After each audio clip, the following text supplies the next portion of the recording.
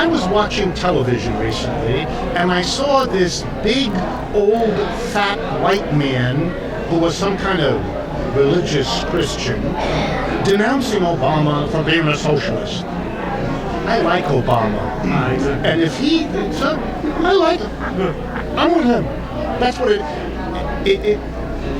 it's as if they knew what they didn't like and they didn't trust. And so if socialism was the opposite of that, I'm mad. I'm interested. But you know, the irony is, millions of Americans are beginning to think about, learn about, rediscover socialism thanks to the most conservative Americans for whom that would be the last thing on earth they wanted, but that's what they produce. And I think the story in the Soviet Union about people who were gung-ho communists behaving in such a way that they made enemies for communism left and right is a rough parallel. But the idea that it can only happen in the Soviet Union, that is terribly naive. You know, a few years before 1989, nobody in the United States, and nobody probably in the Soviet Union, would have predicted it's over in 3 years. Nobody, right? Nobody predicts it here either. With the right Careful. Someone gave me a book on economics which had a graphic description of a holding company, and I said to myself, it doesn't seem to me that really defines democracy. Is it possible that there is enough justification to sue? I mean, to overturn legally on the basis of that structure? Am I? Absolutely. When the political winds in this country shift, then there will be lawsuits up the wazoo by creative lawyers coming up with 1,000 ways to question, to slow down, to undo what exists. That is a political question. If the political shift happens, the lawyers will come out of the woodwork to do that work. And they will make everything impossible. They will find the contradictions between this and the loopholes which they teach in school.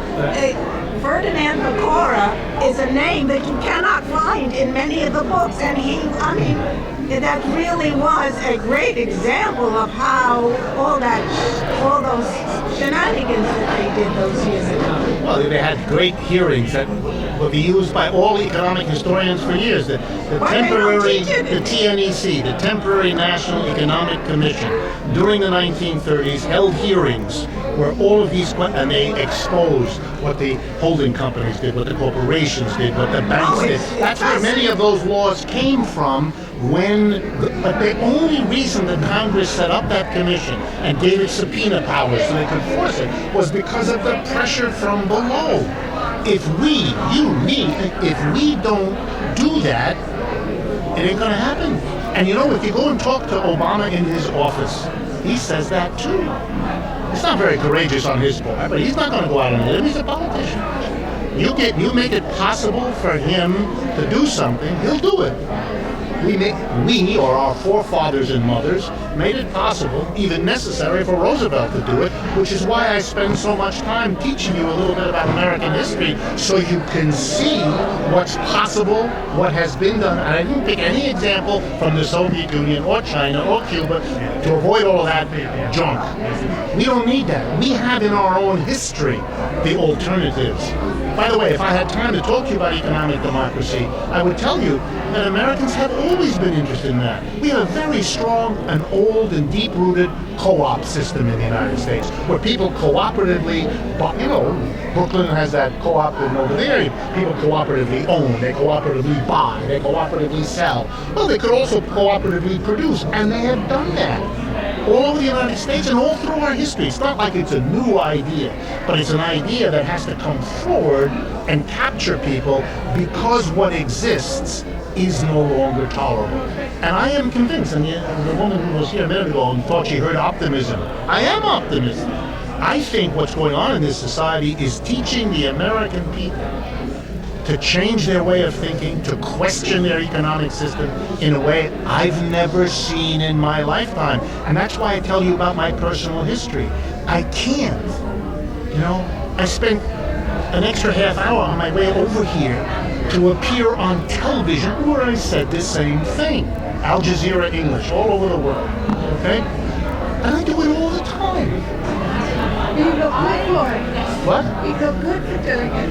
I feel great. I love this. I'm having the time. Personally, I'm having the time of my life. Imagine a person who's a critic of capitalism for a lifetime, who finishes his active academic career. I used to teach at the University of Massachusetts. I now teach here at the New School. Having always been on the edge of things. I used to do a radio or television thing once every 2 or 3 months. I'd go into the room and the host or hostess would begin as follows. Ladies and gentlemen, I'm glad to welcome today Richard Wolff. Dropping my honorific, my professor. Interesting. I've been a professor, but it was interesting. And then they would proceed to describe me as a weird, strange, one of those. They didn't use bad words, but they let their audience know. One of them. And when that was done, step 2.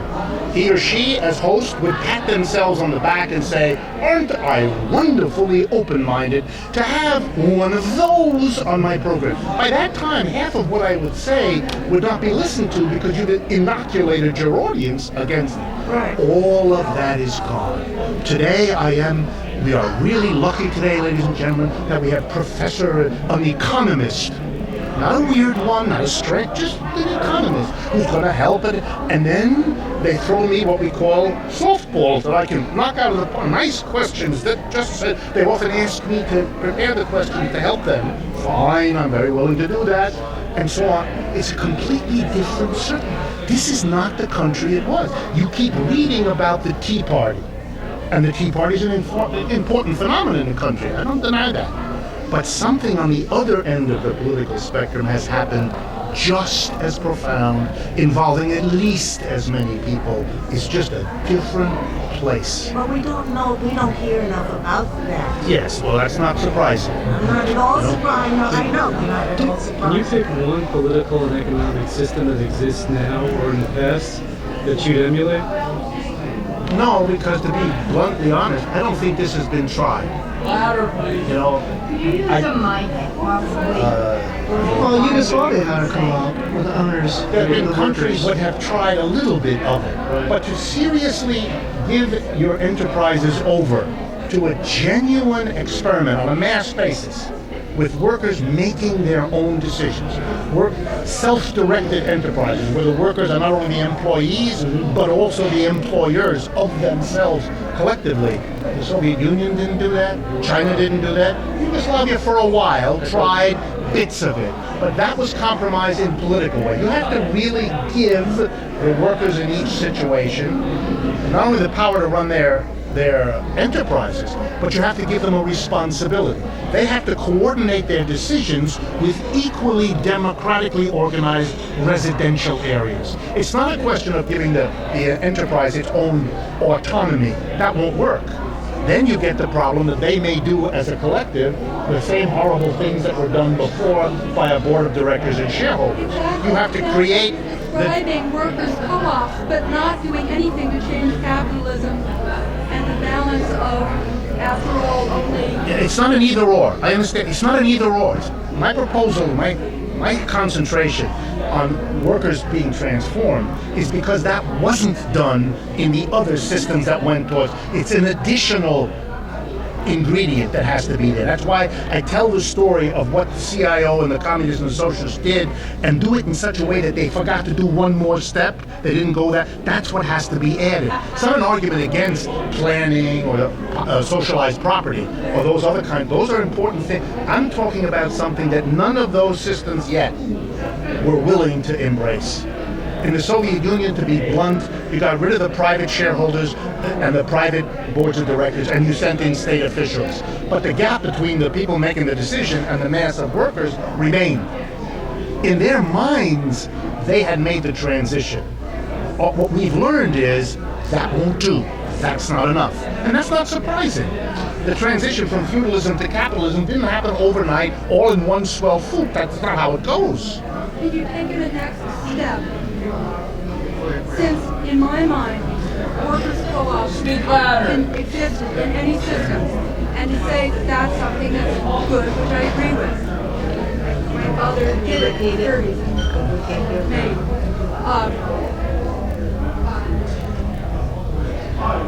Since that's not going to take us out of capitalism. Not by itself. Exactly. Good question. Yeah. What She's I lost disputing that worker I'm co-ops sorry, is a different but I form need than capitalism. Well, I think she's saying she's worried that a transition of the sort that I described isn't enough. It won't be enough of a break or enough of a difference. No, it's fine. But if what your aim is to get rid of capitalism, It won't be sufficient for you that. aren't describing that. Right. So I can't see what your root I'm is. making when I do And these we still have presentations. an existence of a financial as opposed to productive balance. Let me make a point. When I talk, I'm assuming that the audience has some sense of the traditional difference between capitalism and socialism, between private ownership of the means of production in capitalism and the collectivization or socialization on the one hand, and between a market system with all that that implies and a planning system, which is an alternative. My argument is that has proved historically is not enough to make the break. It doesn't get you the transition to a new system, and the worst of it is, it can't even hold on to the changes it did make. Because of the things that happened in the Soviet Union, the provision of healthcare to everybody and schooling, all that's gone. All that's lost because they didn't take that last step. That's why I make the point about the United States, since I want to focus my story on the United States. I don't want to be part of a left that has too long a tradition of looking for its models and its images from outside the country. We've been damaged by that, and we don't need that. So let me just finish the point. So the point here is you need to learn that next step of the transformation of production, which was not done in the other part, has to be part of this story. Otherwise, you will have just the little isolated co-ops that we've always had in American history, but that don't challenge the basic system. You need the macro level challenges, property, planning, and all that, but you also need the micro level, at the level of the individual enterprise, the parallel, complementary transformation. Those two together, we've never seen.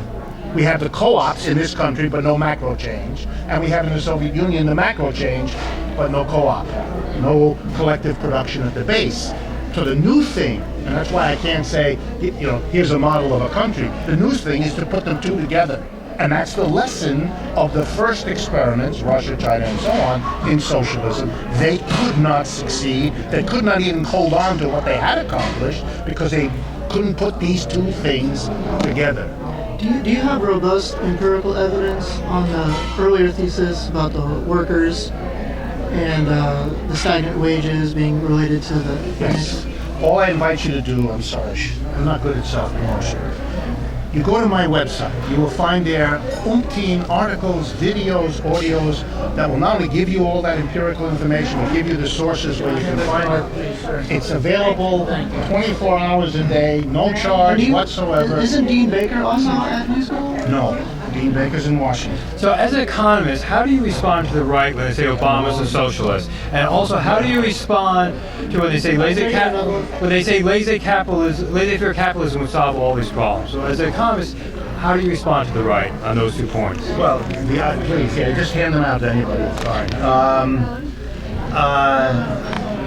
The idea that Obama's a socialist is so silly that I don't even know where to start. I understand. How do you say it? It's very silly. I have to try. And what I usually do when I answer it is to explain to people that because Obama wants the government, because mostly what those folks mean is Obama wants the government to do something. Or redistribution of Or a little bit of that. And they don't want that, and that's socialism. And then I give them 400 examples of how and why in capitalism the government is given all these roles, and always has been, and the government is always crucial, and always has been, to every capitalism, so that the image they have, this nice dichotomy of the without government and with, is broken.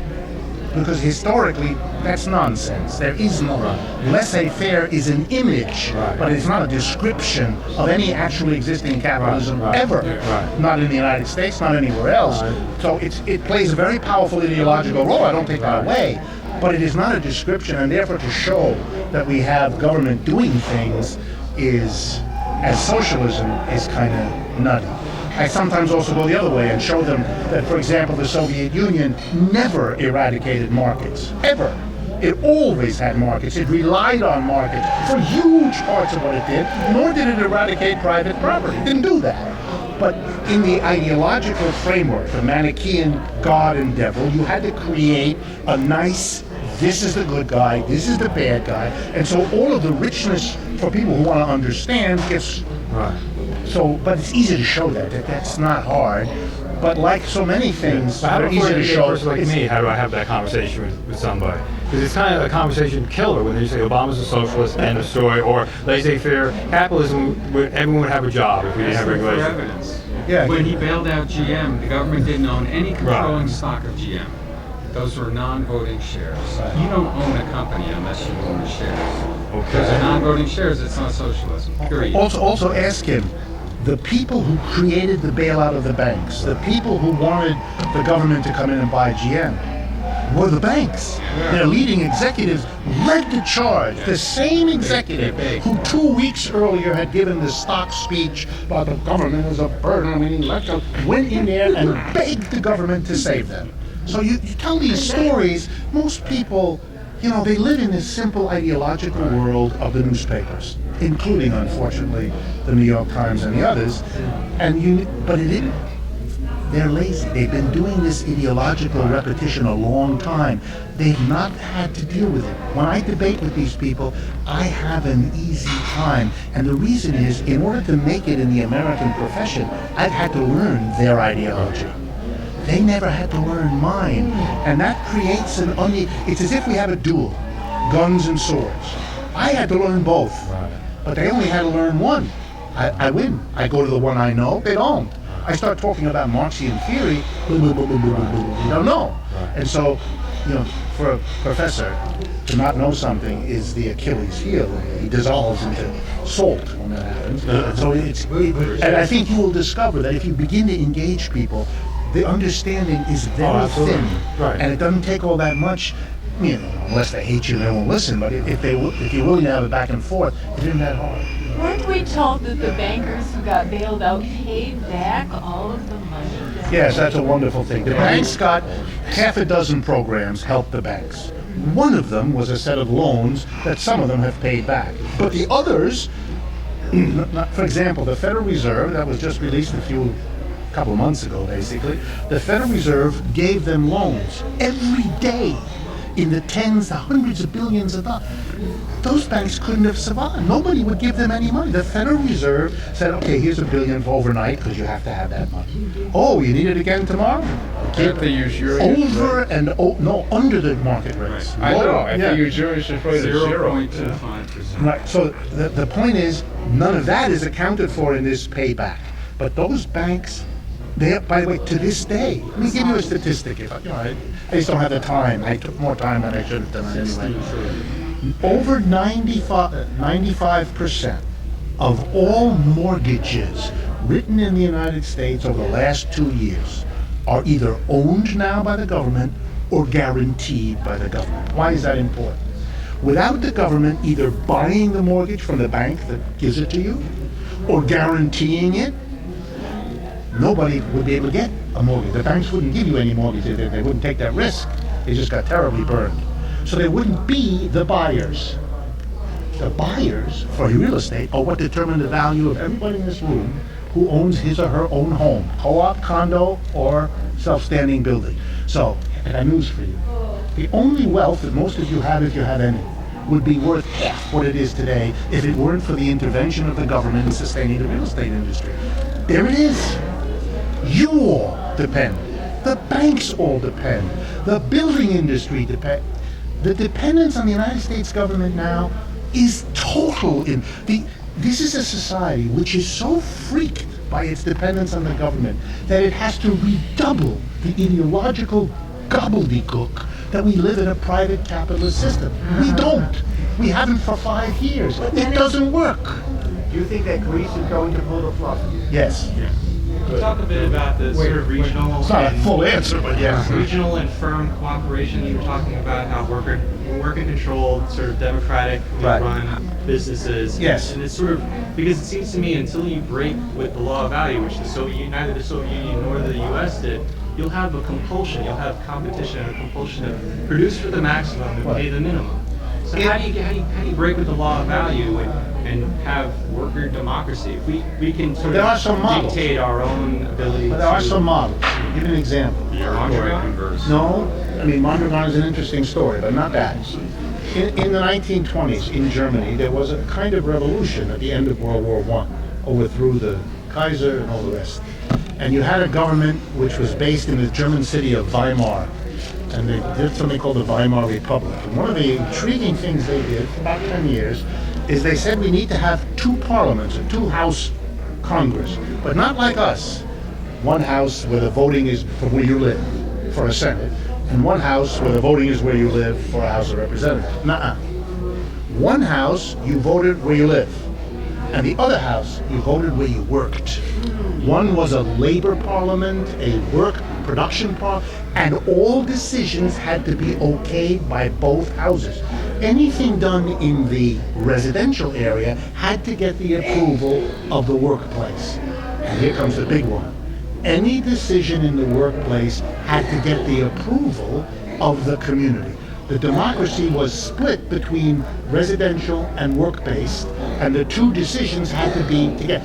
Therefore, you can't make a decision based on what's privately profitable for the enterprise anymore, because it has to be acceptable to the community. What about a decision to build battleships? I mean, when you're encircled by other capitalist producing countries, you can't have socialism in one country any more than you can have socialism in one cooperative. Right, but every society has that problem. Every society that organizes anything on a local basis has to figure out how to then manage extra local decisions. How do you do the things that one locality can't do? Transportation system, military system, they all have to, this kind of a system would have to do that too. Capitalist has to do that, feudal has to do it, slave has to do it. You would have each of these communes that are work-based interacting and interdependent with communes that are residential-based, come up with some way to fund and to control things that are larger than their immediate responsibility, and they would have to work that out. They would either use a democratic system or represent that. All kinds of mechanisms are available, and they would find their way. But the point is, it would begin at the base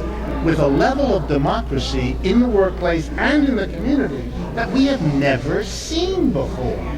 That didn't exist in the Yugoslavia, it didn't exist in Mondragon, it didn't exist in the Israeli kibbutzim, or the other few examples, all of which are very limited in terms of what they tried. So if you look at me and you say, well, this is something new, we don't know that it'll work, you're right. I don't know that it'll work. But it's not going to be created or not created by estimates and guesstimates of whether it'll work. This will be a direction taken when the existing in the United States is intolerable. We're moving fast to that direction. And so people like me are beginning to think what we now need to do, which is what I'm doing, is to begin to do an analysis that suggests places not to reproduce and other places to go toward. What exactly that will entail, or the forms it will take. If I told you I knew that, you wouldn't listen to me anyway, and you'd be right. I give you some general directions, some do's and don'ts. Don't go here, go there. As to most anybody. But in the meantime, the others are organizing too. Absolutely. So this is the war. They probably are thinking in terms of a war to get the Iran. attention It's of right, the it's on the fence fundamental already. things. Absolutely. I mean, you can see in this country these creations. For those of you that follow the Patriot Act and the recently passed, It's very scary. you should be scared. It's for us. Absolutely. Who else would it be for? These large who are terrorists, right? 12 Muslims in Milwaukee. This is silly. We're creating places to house the folks that are going to be, when Soros says this morning there's going to be blood in the streets of the United States, he is articulating something that's not a unique position to him. I work with some hedge funds in New York City. Part of my way to earn my living. And I can assure you that people at the highest levels of America's banks are thinking about this all the time. They're not stupid, they understand. They're very well. This Occupy movement, every business leader and politician who tells you it's over, it doesn't matter, that's for you. That's to shut you down. They think it matters a lot. And I've been with these conversations with them. I watch them on TV, nothing is over, and then I go into a boardroom with them and that's all they want. They know that I'm involved. That's all they want. They pump me for information because they want to know about this. It's very urgent for them. What are their possibilities? Look, nobody in the United States, to my knowledge, could have, if we had had this meeting here in August of this last year, right here, and as I had said to you at the end of my speech, with as much drama as I could weave into it, and as you can see, I work at that. Okay? So if I had put the drama in there and I come out and said, and I think within the next few weeks, we're going to have a movement that challenges the economic system, that puts capitalism out there, and that sweeps the country, and has people in tents in the center of 350 cities, and that transforms the national discourse so that everybody, even the president, talks about 99% and won't. You would have thought I was crazy. What happened in the United States? We don't have any example in American history that I know of, and I study American history, where a movement that radical got that big and that influential in that short a period of time. That tells you that the soil is rich, that the seed did well, not because it's a good seed, but because the earth is the right temperature, the right moisture, and the right chemical. Ooh, there's demand. Germany has ended in war. And it may very well here too. There are people who want us to get involved in a war in Iran, who don't want to tell the American people that Iran is a very different thing from Iraq in terms of its size and its industrial power, its military strength, its alliance with the Soviet, Russia, and so on. There's a very, be very careful, but, their argument. There were debates in Roosevelt's government right up until the end about fighting in World War II, participating or not. This wasn't a quickly arrived at deal, and there will be debates in this country how to resolve our problems. But if, as many of us suspect, and it's not just radical economists, one of the interesting things in my time now is I sit and I spend time with economists who are right-wingers, economists in the middle, liberals, and economists on the left like myself. We used to have almost nothing to talk about, and we didn't have pleasant lunches. Now we can have pleasant lunch. We still don't have the same explanation of how we got to this mess, and we sure as hell don't have the same idea how to get out of it. But that we are in a fundamental crisis of this system, everybody. Is Greece going to pay the hedge funds or not? What? No. That's why the only question is, well, remember, the hedge funds are not losers in this. You are. The hedge funds bought the debt of Greece at an enormous discount. So, for example, what they're fighting out now is that Greece will give 50 cents on the dollar. That's the basic offer Greece gives. For most of the hedge funds, they bought those bonds at 20 and 30 cents on the dollar. So for them, they're going to make a lot of money by selling it back at 50%. It's only the banks, which are particularly the Greek banks, who held on to it from a number of reasons. And some European banks who also did. They're the ones who take loss. Speculators who came in when it was at 60% said, oh boy, I'm going to clean up their stuff. So they could get screwed. But it's very, very careful here. Hedge funds are full-time watchers of all of this. They don't buy until they have a pretty good sign. By the way, they're only hoping to get about 30%. So they expect the deal will be at 50. If you understand the way Greece is doing this, they will issue new bonds to replace the old ones. So for every dollar of the old one, you will get 50 cents worth of bond for the new one.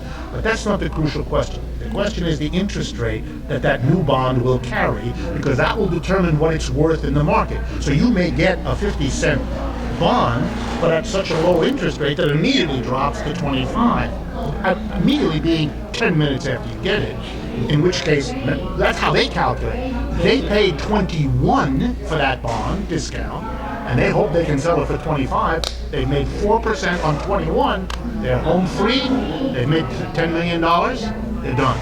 They'll be happy. That's the calculation. What about taxing resources like water and minerals and things like that, and paying for like the gorgeous? Isn't that be a solution?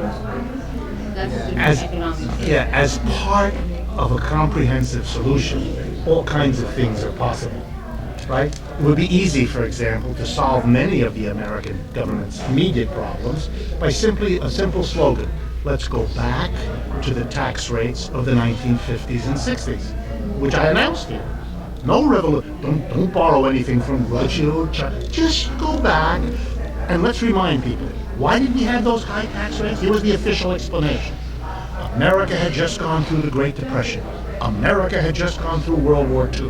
We now had to rebuild our nation from these twin crises, and everybody had to contribute according to his or her capacity. And so, wait a minute, Republican presidents supported that, Democratic presidents. Republican Congresses, Democratic. They didn't repeal these things. Nixon was a gung-ho for this. Eisenhower, not just the Democrats. This was an unalterable part of American culture. And it could be again. But Richard, you're leaving out the Reconstruction Professor, period of the Marshall can I ask a Plan. question? Can I ask a question? Did we Any achieve- suggestions for those people? I haven't asked a question. For those people who are in debt, I didn't cut it. it's debt overhead, you cannot buy goods and services. Any recommendations for what should happen to those millions of Americans who are going under, can't feed their children? What do we do with their debt? Any suggestions? Here's the problem. The easiest, quickest answer, relieve their debt. Give them a Jubilee. If you're a religious person, you know that this concept of Jubilee, every few years, some 50 years, 70, whatever it is, you kind of cancel debts and so forth. So the easiest question is, well, relieve their debts. It's like with people losing their homes through foreclosure. But the problem is, what about all the people who sacrificed God knows what to stay in their home? To pay their debts. You're going to help them too? You're not going to help them because they scrimped and saved and did without this? You can't do that. You'll have war in the streets among the people. So the problem is, you got to have a comprehensive solution because no particular solution will work because it'll produce more tension and trouble than you are solving. Or put it this way, you'll solve this problem, but you'll create another one that you'll wish you hadn't done. So you need a comprehensive solution. For example, give everybody a decent job at decent money, then they can carry their debts. Rather than relieve the debt, give them the wherewithal. That would be more acceptable as a general solution than alleviating this or that group. I mean, societies that have gone through this problem before, including our own, have a stock. I'm not a historian, but I have to tell history stories because that is a way to help people see options that the history lessons of our time have pushed out of the story. Let me remind you World War II. In World War II, the United States suddenly had to take a huge part of its resources, pull them away from consumers, from the people, and use them for war. Okay, that left much less milk, sugar, butter for everybody. Okay, we could still leave it the usual way. Well, what would happen? You, who are poor, would go into a store and want some butter. Next door to you would be a rich person who wants some butter. There's not enough butter, so you'd compete. And of course, the rich one could offer more and more. It would eventually be $30 for a bar of butter. You can't have it. You're screwed because the government realized if we let the market work, we'll have revolution on our hands. The poor people won't be able to buy what's left. So the market was abolished in the United States. We issued ration cards. The government handed out cards. And the way you got a pound of sugar or coffee or gasoline for your car was you had to show ration tickets. Here's very interesting. How did you get ration tickets? The government distributed them. And it distributed more to a big family than a little family. The government of the United States distributed resources on the following principle: to each according to his needs. That slogan from Karl Marx was official policy here. But I don't tell them when I talk about this, I don't tell Americans it's Karl Marx, because they can't hear it yet. Increasingly they can, and then I do, because Marx remains the theorist of all of this. But Americans, when they get, oh really, we had ration? Yes, for years we had. That's how we handle the problem. All right, let's go back to the post-war era. Okay. All right, so 1950s, Eisenhower era, high taxes. But we had huge prosperity because we rebuilt a devastated world. Yes. After the war. We were really the only superpower because we took all the war production and we started making construction materials, refrigerators, cars. Sold it to Europe and Japan. We got rich because we rebuilt the rest of the world. That's what created the middle class. And then when that thing, there were other things, but yes, part of it. That production model hit a brick wall in the mid-70s because the rest of the world was Caught up. rebuilt and they didn't need us anymore. Absolutely. And we went off the dollar and OPEC started rising and there was other contributing factors. Right. But by the time Carter came in office, we couldn't rely on that model anymore. That's right. And when Reagan came in, then he came up with supply side economics, which is supposed to be a band-aid solution. Stockman has told us this. He said it was only temporary, but they made it permanent. And now we have this consumer-based credit bubble. So, it's always a multiplicity of things. Right. You never, because you don't have that luxury. You can't have an economic policy only about the domestic. You also have to have a policy about the international. At the end of World War II, the great fear in the United States wasn't so much just the economics. We had that. We were terribly afraid. Just try to think. We had come out of a 10-year depression that was only stopped by a 5-year war. When the war was over and all those people were coming back, the fear in America was we're going back into the depression because that's what got us out. War is over. We're back in. You have to do something. And one of the things you did was you created a national highway system to absorb huge amounts of workers. That's when the I-95 and I-9, all that was created. And the national housing program, in case you didn't know. That's when a lot of projects you see were built. Right? The GI Bill to get millions of people out of the labor force and into the schools because there were no job women. And then the foreign thing, rebuild Europe, rebuild Japan. Make them buy American goods, so we get Americans working to produce the goods. We lent them the money to buy. But that was just as much an attempt to stave off a communist Europe. The fear was that from Greece and Italy and France, where the Communist Party was the dominant political force, that they would take over in those societies the way they had in Eastern Europe anyway. And so you had to hold that back, and that required a massive funding of the center, the right. So all of these things came together to give a boost to American capitalism. And it's beautiful to watch because when the wind is blowing your way, everything you do kind of works out. Just like when the wind isn't, everything you do, even things that should have worked, go awry. We've been in the other phase from roughly 1945 to roughly the mid-70s, late 70s. And ever since, we've been packing and filling and trying this, and it's getting harder, and now we're really in this soup. We've done nothing to create the mechanisms to get out of this mess. We made so much money shifting the production of everything to China, and now being in debt to them that we can't get out of that straitjacket. Roosevelt had more clout with the rich people. Much more. Well, he was one of them. He was one of them. Than Obama, so how can that be overcome? It's not Obama. No. I hate to do this to you. It's us. If we don't have a trade union movement, and if we don't have socialist parties, communist parties, and if you don't like those names, come up with some other name. It doesn't matter. We don't have the organization. The people ready to get in them are all there, and they're ready. Much more than you think. But there's no organization. The first beginnings of an organization is the Occupy movement. And make no mistake, they were very well. This imagery, they're not well organized. Stop. I've spoken at a dozen of them. They're very well organized.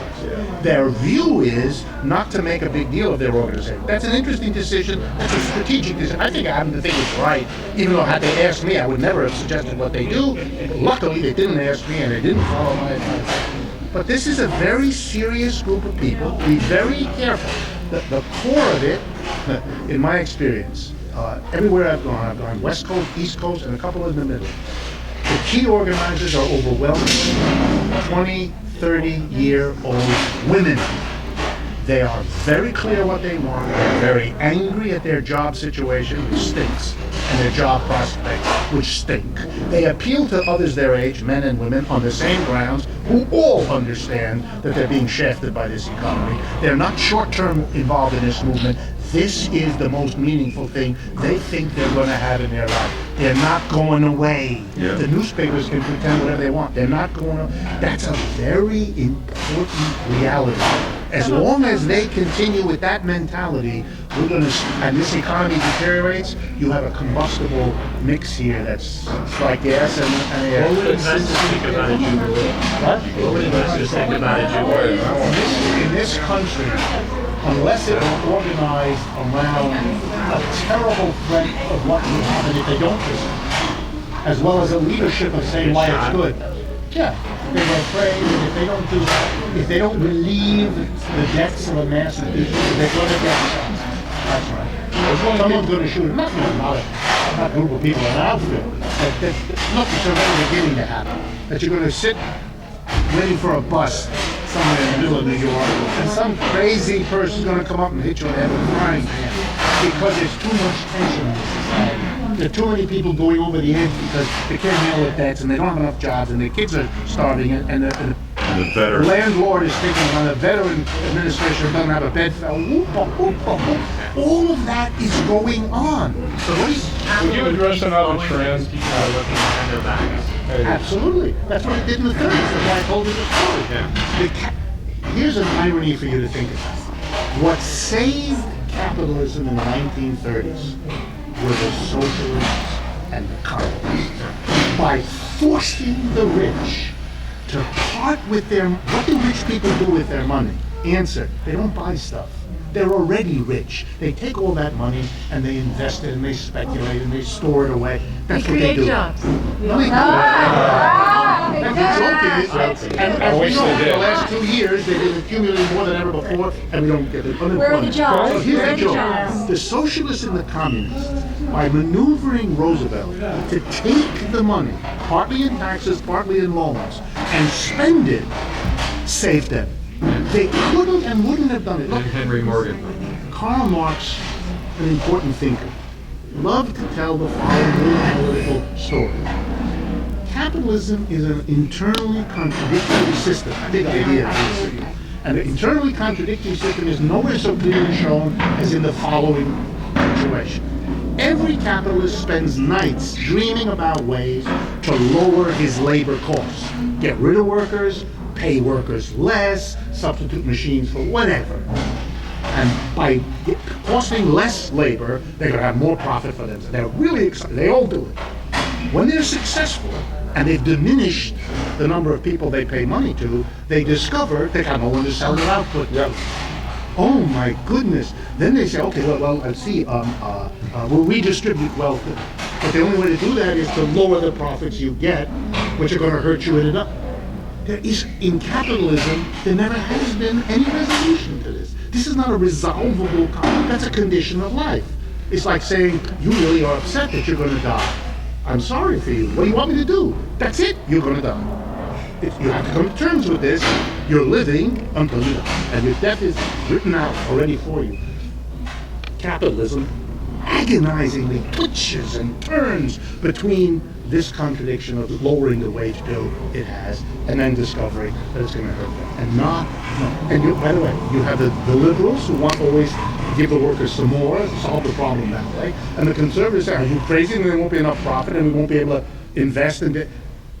This argument is boring. It's like listening to people say life is better than death, and having someone else say, no, death is better. After a few minutes of this, you're going to go walk away and watch cartoons, because this is boring. And capitalism has never resolved this. It can't. It's set up structurally to be forever caught, and that's what you need the government. The government comes in when it goes too far one way or the other and fixes. That's what Roosevelt did. He went way too far making profits. Nobody can buy anything. Okay, we're going to take the money from you and buy shit with it. That's what we're going to do. This lady. Could we address another trend? People were fighting to sign you. Okay. Would you address another trend? Our corporate leaders were initially inventors, production heads. Then we went through. They're hinting. Then we went through the marketing period, working how we sell more plant up. Then in the 70s, somebody mentioned the 70s, the bean counters took over with the leveraged buyouts and all that stuff, and they've been in control ever since. Yeah. How do we get out of that one? There's nothing that I can foresee in our lifetime. Production is out of the United States, and what's left here is on the way out. Middle management, white collar work, service, as much as it can be, is being outsourced. Do you know that there's an increasing number of medical insurance companies that will deal with it? You'll discover this if you haven't. You go skiing and you break your leg, and you go to some hospital and you give them your insurance card that you're covered for leg. Fine, says the insurance company, a car will be sent for you and take you to JFK. What? Yes, it will take you to JFK. We'll fly you to New Delhi. You will be operated on in a first-class hospital by a doctor with a degree from Johns Hopkins, just like the doctor at anywhere in New York would have been. And then we'll bring you home and you'll be in a first-class thing. Why? Because it's much cheaper than to have you taken care of at the Bronx Municipal or whatever the hell else. Including a flight, first class. You don't, yes, and if you don't want that, that's your privilege, then we don't cover you. We promise to take care of you. We will give you first-class service for you. That's part of what's happening. You can't, as a capitalist in this society, in this world, you can't stop that.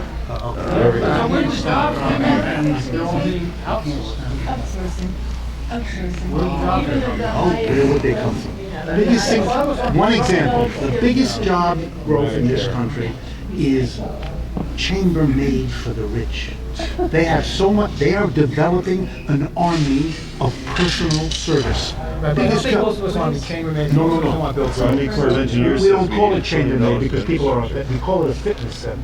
We call it 100 names that help. Americans are not bus drivers. They're transportation engineers, but they're bus drivers. That's the job growth is service. You service the people who are rich, whether you work in a hedge fund. You see middle management doing those type of service jobs. No, the new generation of young people will get crappy, low-paid service jobs because the alternative will be no job at all. What about Two the things, Richard. military? They did this on purpose. This crash was not a mistake. This is part of a global transnational plan. They don't give a fuck about any of us. They get you for $2 a day Vietnam. We're in debt. We can't buy their shit, so the country's going to go to hell. This is, I think. No? Look, 30 years ago, The we moved crash was production. intentional. 30 years ago, we moved manufacturing out. I would say it a little different. Starting 20 years ago, we started moving white-collar work out. That created the growth areas in other parts of the world. When I meet with large corporations now, they say, we look at the United States, it's a mature economy. There's no growth of consumption here that's going to happen. The growth of consumption's in India and China and places like that. Therefore, now we're going to spend our advertising dollar and everything else over there. So we're done. That's right. We're becoming the backwater that the rest of the world was the last 50 years. Right.